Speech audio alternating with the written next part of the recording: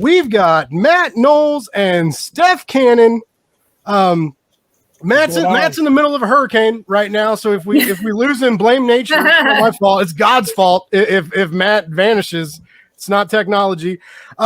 You first time on the show for both of you, but I've seen you around the internet. So I was there for the last campaign. I got the Heirs of Isildur, the first one, and it was really it's crazy. Lots of time traveling shenanigans. That's not an easy thing to do. We'll get into that later. But excited to have you both on the show. Your campaign ends tomorrow. That's right. So sorry we got you in like at the last minute. No, we're glad to be here on the last. We're glad to be here on the last day, man. We're glad to be here now, man. I mean, we're gonna talk about that later too, because I think a lot of creatives watch my show. So I'm excited to kind of like that deal we were talking about, because I apologized to Matt. I was like, shit, man, I'm sorry. And he was like, no, this is good. Like, people need to do, like, you need to be available at all moments of the campaign, basically, is what he told me. So I think that's going to be a good thing for some new Kickstarter people, new creatives. I think that's going to be a good thing for them to hear, and we'll talk about that later. But both, how both of you doing? Like, other than the hurricane, Steph, you're on the other side, so like you guys are on opposite sides. But I almost said opposite sides of the planet. That's not true. That's sometimes it feels like it. Sometimes it feels like it, man. But how are you both doing tonight? I'm good. I'm happy to be here. We're looking forward to hanging out with everybody. Yeah, exciting. Just crossed the stretch goal right before we got on the broadcast, probably about 30 minutes ago. So that was good. And then we'll talk about it later. Our next stretch goal we got, which is actually a personal one to us. We're glad we'll talk about why we set the stretch goal where we did. But yeah, man, we're having fun. We ran a shorter campaign this time, and we're glad, because the amount of stress that happens during the campaign can make you go crazy. So we wanted to lessen that stress a little bit, and we're still going crazy, but that's just how we are. Matt Knowles, Steph Cannon, there is a comic book called Heirs of Isildur, and it's crazy. It's like time traveling shenanigans to the max.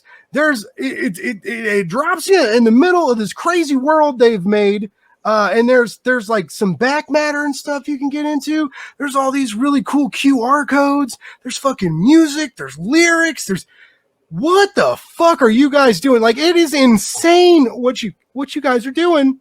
Let me tell you, Kickstarter. Right now, I think what we need to do is, I'm a pretty damn good hype man. I know. You to be the freaking hype status is. Blake's hype man status is next level, man. My goodness gracious. That's what I do. That's all I know how to do. I love the I read comics and get excited about them. But it really. Okay, I'm going to tell you a funny story. I sent John Westhoff a message, because all right. I'm bad about when I read I was rereading the comic, right, and usually I read the digital. Like, a lot of times with Kickstarter, I just leave shit in the bag and read the digital and like, put it in my box and in my Kickstarter box and store it. And so I busted out Heirs of Isildur today, and I was like, oh, there's like a lot of cool stickers and shit in here, and I totally missed the metal card, the Drumsticks of Doom crossover. Right. And so I take a picture of it and send it to John. And I was like, what the fuck is this? I totally missed it.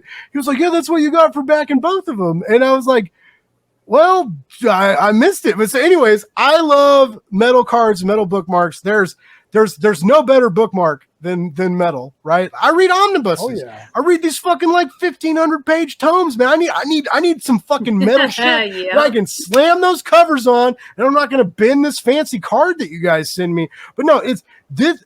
You guys have this ridiculous comic. It's a nice one shot, right? It's like 50 pages, almost 50 pages. Issue 2's even bigger, right? Yeah, that's right. Yeah, we make sure they're all perfect bound. The first series that we did, which I started writing before Steph and I met, ended up being 11 issues, and then we turned it into a trade paperback.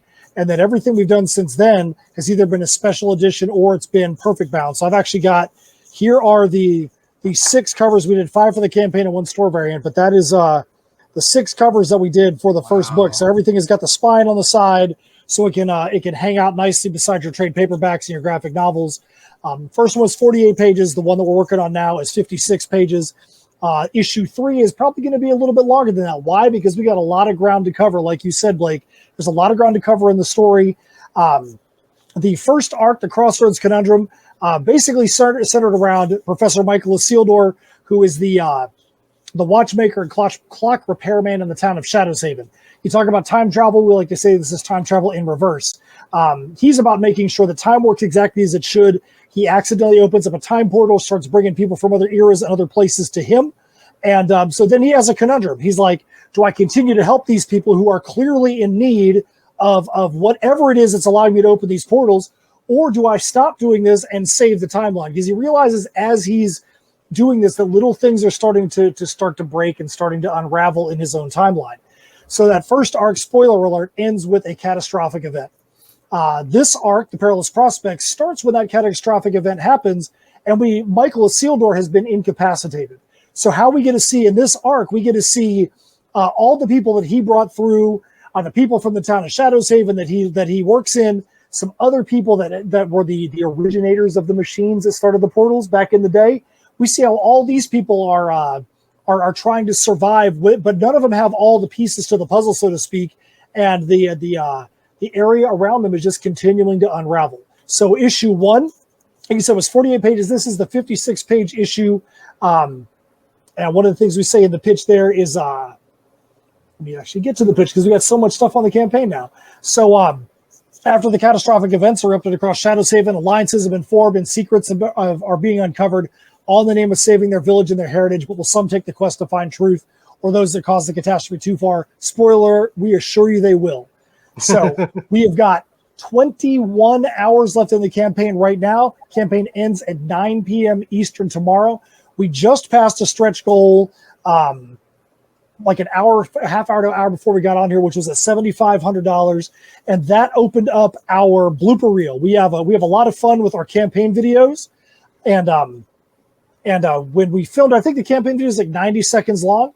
And the guy we had that produced it made a blooper reel of everything from it that's like 4.5 minutes long. So, because we definitely, I can't keep her a straight face when we're doing these things. I'm always the utmost of calm and professional.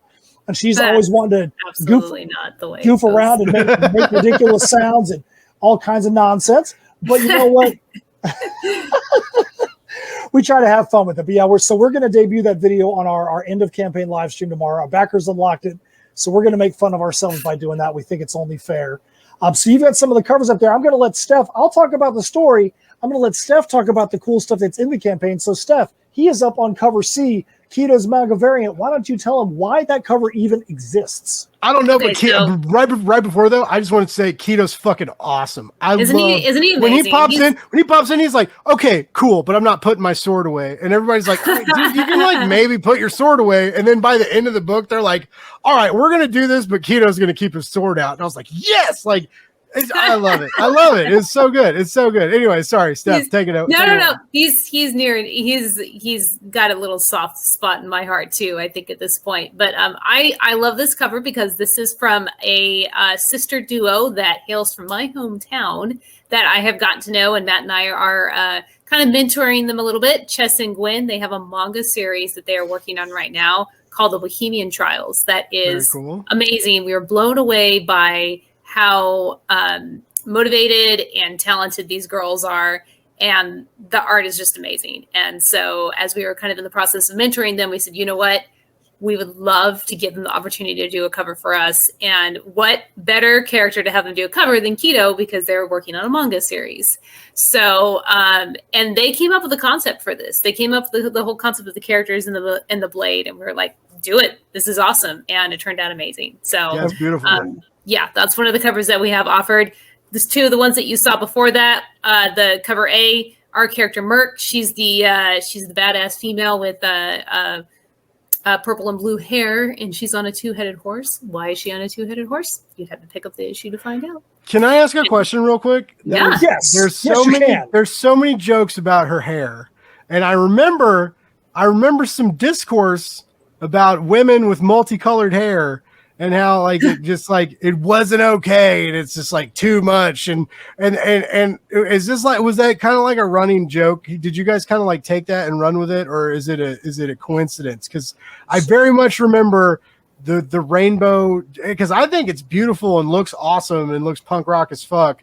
And so many people are like, "Oh, you did that to yourself." And there's that, you know, she has to like hide her hair. She's like, "Oh, we're going into town." Like, well, they can't see I have like purple and pink hair. And it's like, I was like, man, this feels like very real. Like, this happened. So we'll go back into the previous arc. So what happens is, with this town is very puritanical. There's reasons why they want nothing to operate outside of the known course. And Michael, when he opens this portal, the first person he pulls through is named Shiver. He's from like medieval times. His village has been burned. He wakes up one night and everybody is dead. Everybody is gone.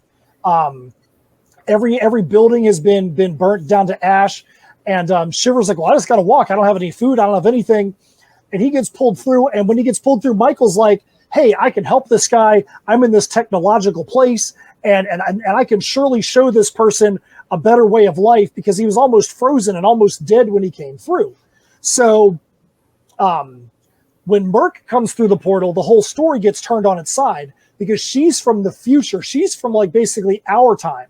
Okay. And so in our time, you know, she's like, hey, I had blue and purple hair, blah, blah, blah. She comes through the portal and Michael is blown away by the fact that she has this little device in her hand that has got a digital clock on it. And he's like, what is this insane technology that you have? And he's like, she's like, my cell phone? What's the big deal about my cell phone?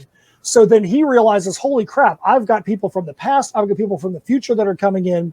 And without spoiling anything, and it's in the previous arc, and it's also on part of one of the albums. We kind of explain it there.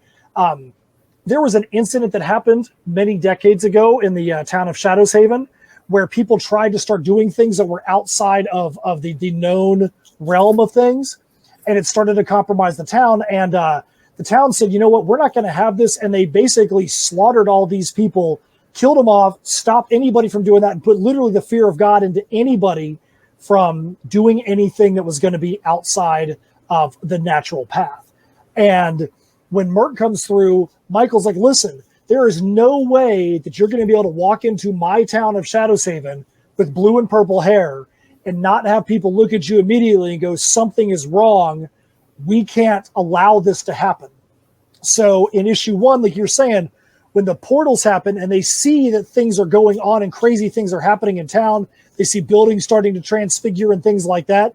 That's when Merc is like, okay, I'm going to take a chance now and show my blue and purple hair to these townspeople and blame it on all this apocalyptic stuff that's happening and see if they buy it.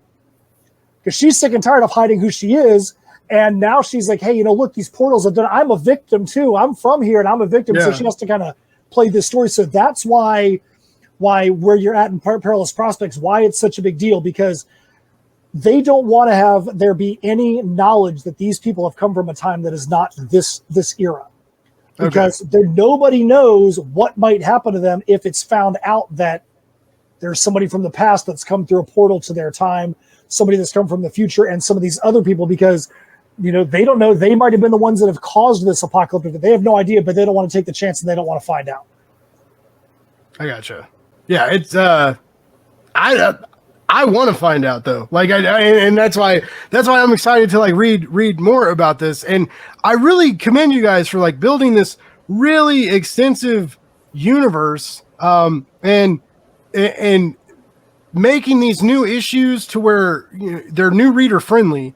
There's so much going on. It's so hard to be new reader friendly, but you guys do it well. There's a few moments every now and then where as a reader you're like, I would like a little more information, but then you give it to us. You're like, well, scan this QR code. It'll take you to our blog. Or there's like at the end of this comic, there's like this extensive character explanations. Like you guys do this so well, and it's very cool. And it works too, because now after like issue 1, like I'm like, I kind of want these fucking trades. I kind of want to buy these 2 trade paperbacks to go with this fucking second issue. Like, cause I kind of want to like dive more into it. And so but structuring is very important. Like I'm a big nerd on narrative structure and tension. because I think these are necessary elements to any great storytelling, whether it's a fucking novel, whether it's a novella, whether it's a short story, whether it's a comic book or a graphic novel. It has to be there. We have to be anxious enough to be propelled to turn the page, right? And we have to be intrigued enough to like care about the characters and want to know about them. And you guys have done that, and with this like established world, and then made like a very comfy, warm, simmering, comfortable place for us to like sit and get comfy and learn about that too, without having to invest extra money. And then, like I said, like I'm sure a lot of your backers are like, how is issue 2? Like, are your trade sales like popped up a little bit for the second issue? We always sell a lot of trades. We go to shows and people are always wanting to buy the original trades. It's crazy, but to the point that you're making there, kind of like what Stokes was saying, we're in a world of technology now, so why not use that technology to our advantage? We know there's a lot of backstory. And we have a lot of fans. I mean, there's some stuff that's going to happen in issue 2 that are deep cuts. So we know some of our like super fans are going to be like, holy crap, I can't believe they just did that. Holy crap, they just threw this whole story on the side. But to somebody that's a new reader, we don't want them to go, so you're telling me I have to go read this entire trade paperback to understand these things? No, you don't have to do that stuff. We make sure that if you want that backstory, there's, like you said, a QR code or a link. You can go to it. We've got stuff on our blog. We made sure we've got 2 metal albums. I'm the main musician. I've guest musicians on both albums, but I'm the main musician. Steph and I produced them. Where the first 3 songs on our most recent album, we have it on MP3 CDs and collectible colored vinyl. We made sure the first 3 songs in the albums are called "The Perilous Prospects of Shadow's Haven," "The Perilous Prospects of the Portals," and "The Perilous Prospects of Michael Isildur." If you look at the lyrics to those 3 songs, they basically give you a summary of the town of Shadow's Haven and the history that happened there, the history of the portals and the group that kind of brought them to be, and then the history of Michael Isildur and how he kind of unwittingly fit into all this, just so that way you can have a base to start from. We don't want somebody to feel like, oh, this is cool, but I'm going to go pick this book up and have no idea where I'm at. We never want that. We always want a new reader to feel like they have an opportunity to be able to jump in right there, but also not make it where our existing fans feel like that's been dumbed down and they're not going to enjoy it as well. So it's a very delicate balance to be able to do that, but we feel like we're doing that pretty well right now.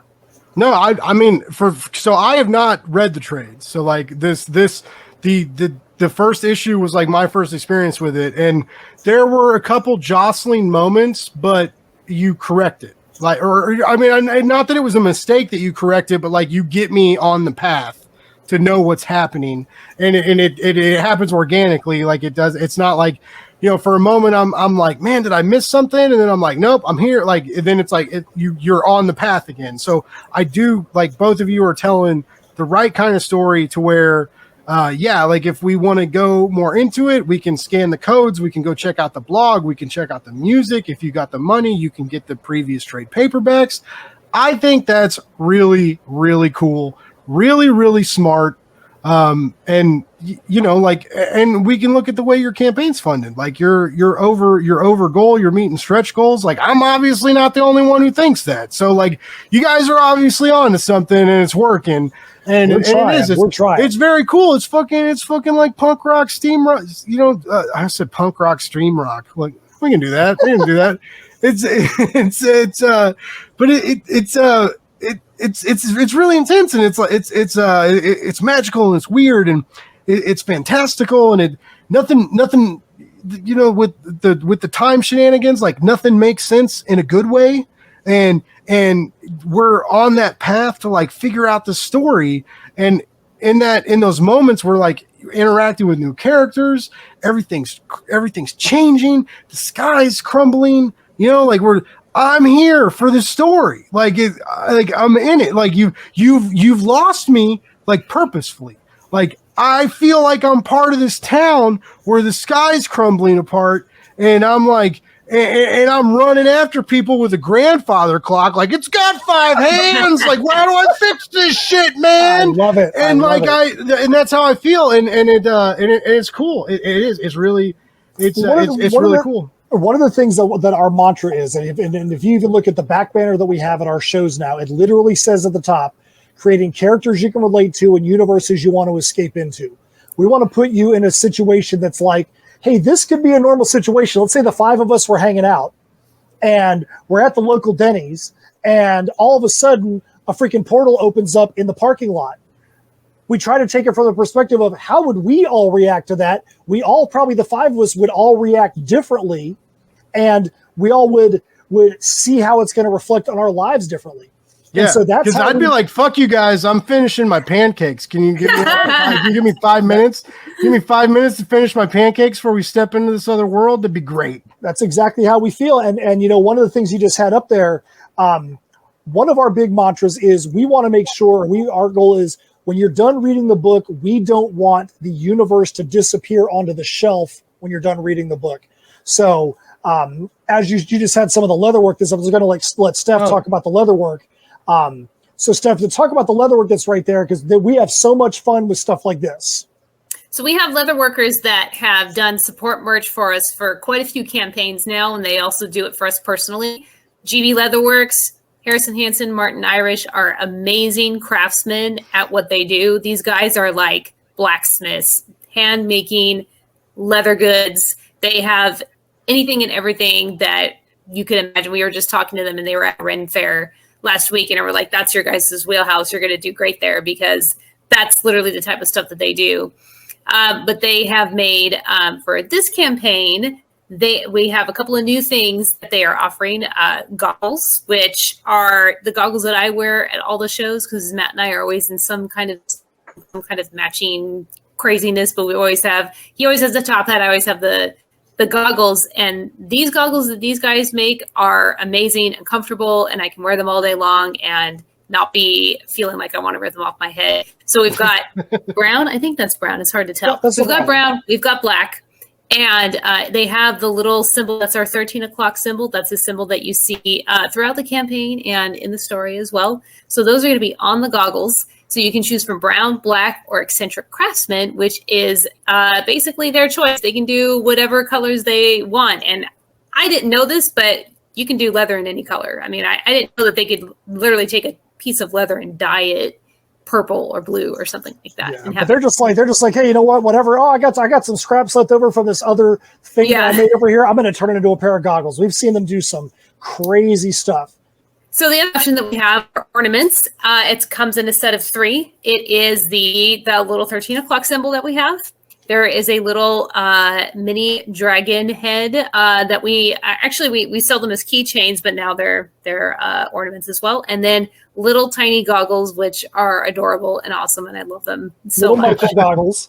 So those come in a set of 3. The last campaign you guys had, and this might be someone else, but was it the last campaign you guys had like dice bags? Yes.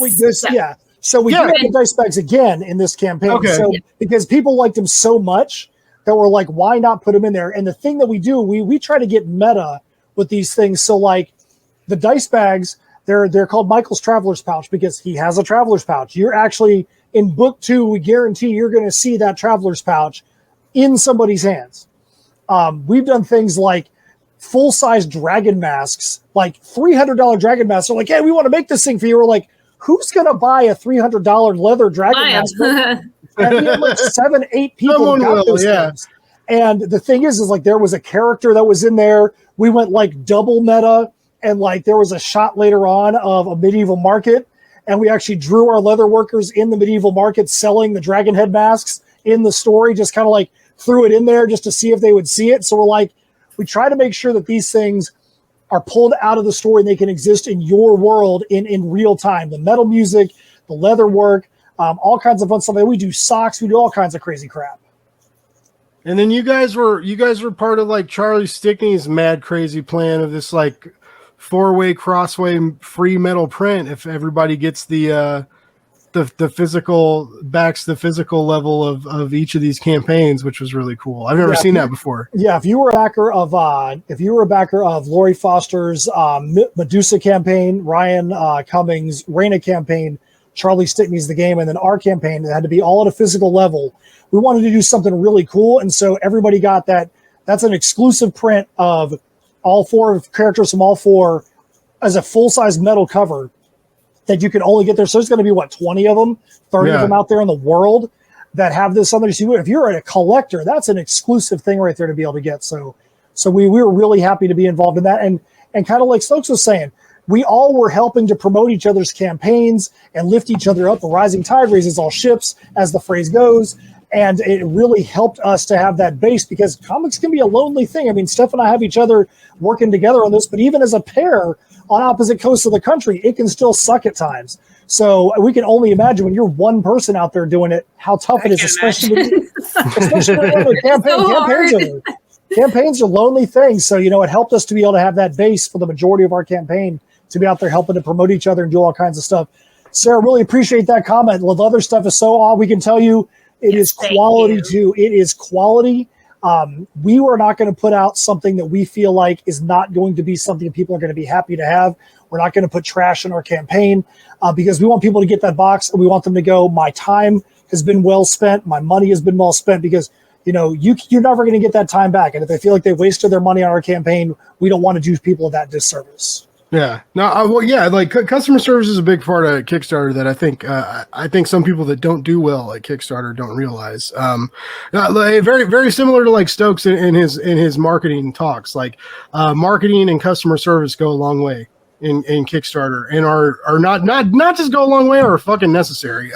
Sarah is all about this leather stuff. I love how excited she is. She's a dice goblin. She needs the dice pouch. Like, Sarah, there's a lot of ways you can spend your money on this awesome campaign, guys. I'm stoked. Like I said, like I backed the previous campaign, and Matt asked me a couple times. He was like, when we were setting this up, he's like, "What do you need?" And I was like, "Well, I got the first issue." I was like, and he was like, "All right, cool. Like, yeah, no, they great." And I was like, yeah, like I'm excited. Like I've read it. I wasn't able to like get the goblin mask and the goggles and shit, but the comic is great. Like I can attest to the comic, and it's awesome. And I'm really glad you both came on the show. I was very excited to talk to you. It's very cool.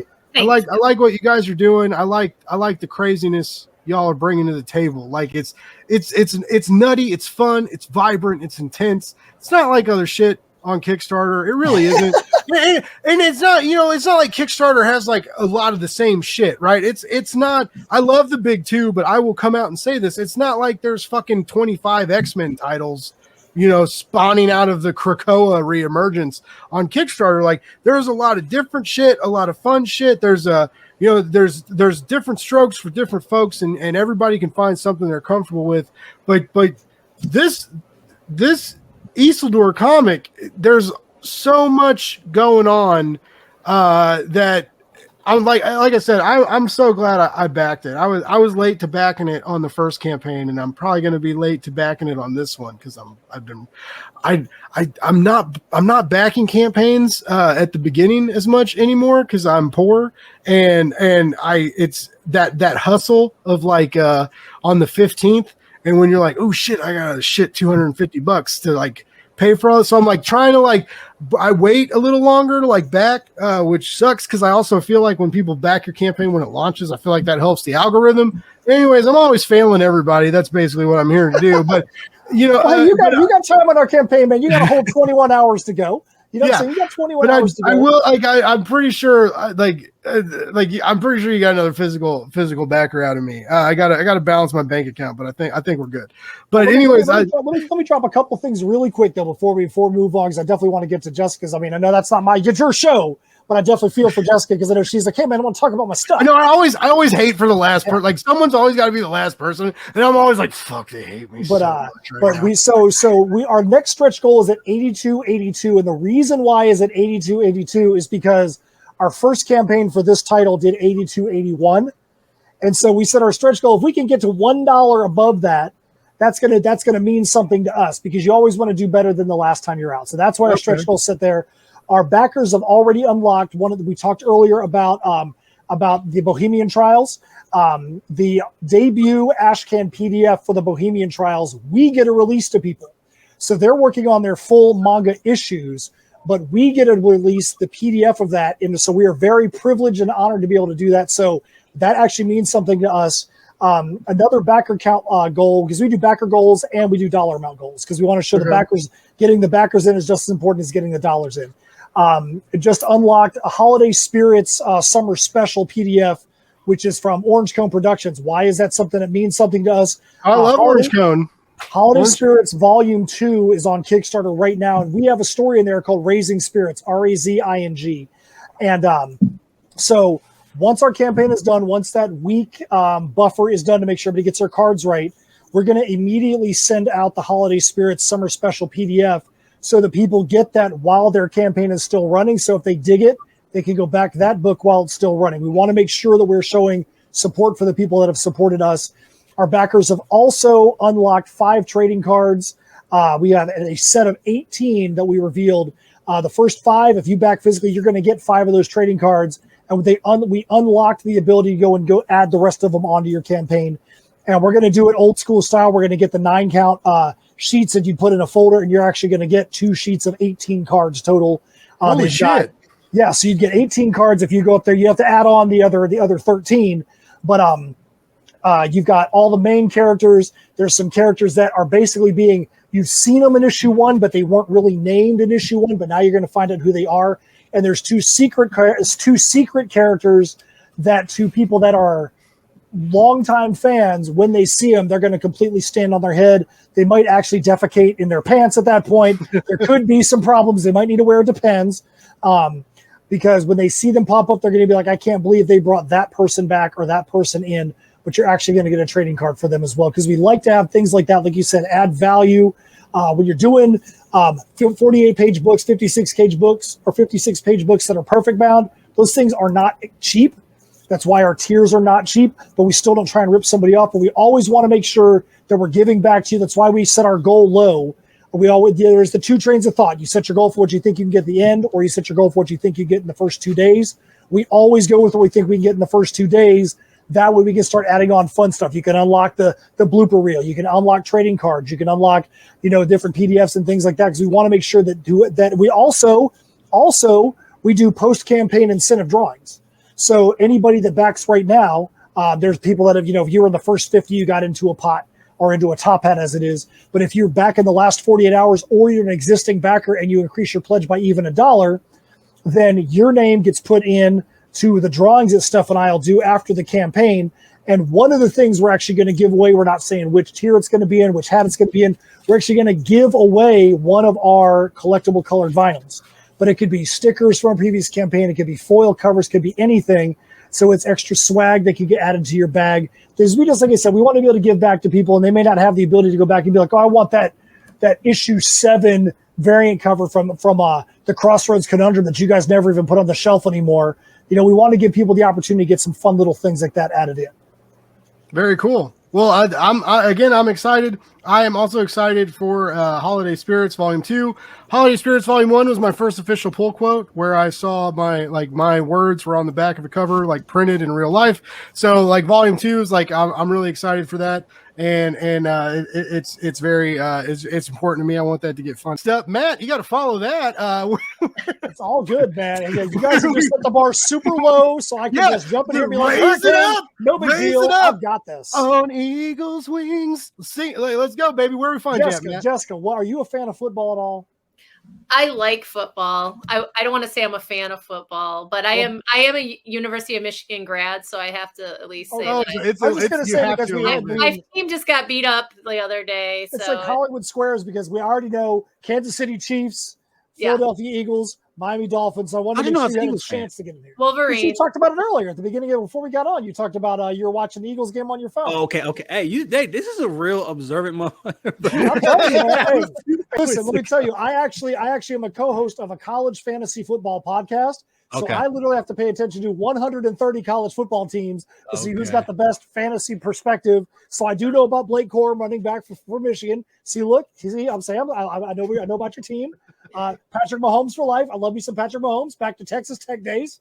Devontae Smith back to Texas Tech, back to Alabama days. I know about all this stuff, man. But undefeated Devontae Smith. I love me some Devontae, man.